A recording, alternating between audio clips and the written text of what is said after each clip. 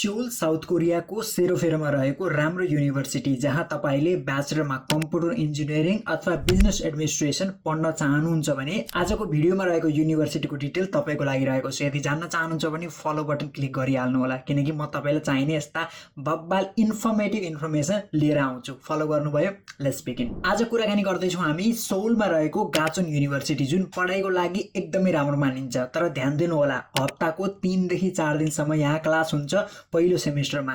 दोस्रो सेमेस्टरमा course selection गर्दाखेरि तपाईँले 1-8 दिन घटाउन सक्नुहुन्छ, तर तपाईँको बिहानदेखि रातिसम्म क्लासेस हुन्छ। नर्मल्ली 3 देखि 4 दिन चाहिँ यसको क्लासेस हुने गर्दछ। यहाँ रहेको कोर्स कम्प्युटर इन्जिनियरिङको लागि तपाईँले प्रत्येक सेमेस्टरको 5,18,000 रुपियाँ प्रत्येक सेमेस्टरमा पे गर्नुपर्छ भने बिजनेस एडमिनिस्ट्रेसन जुन तपाईँले ब्याचलरमा पढ्नुहुन्छ त्यसको लागि 3,96,000 रुपियाँ प्रत्येक सेमेस्टरमा तपाईँले पे गर्न सक्नुहुन्छ अथवा पे गर्नुपर्ने हुन्छ।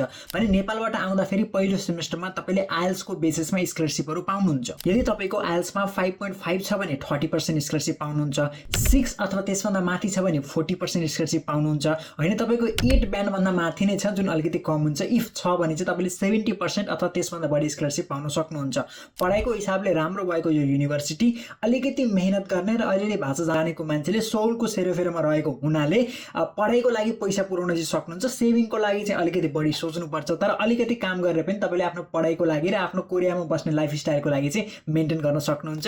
नेक्स्ट भिडियो कुन युनिभर्सिटीको बारेमा जान्न चाहनुहुन्छ त साउथ कोरिया सम्बन्धी स्टुडेन्ट भिसाका कुन कुन तपाईँका समस्या छन्, के जान्न चाहनुहुन्छ कमेन्ट सेक्सनमा बताउनु होला। म तपाईँको सल्युसन लिएर आउँछु नेक्स्ट भिडियोको लागि, र हामीलाई फलो गर्न नभुल्नु होला।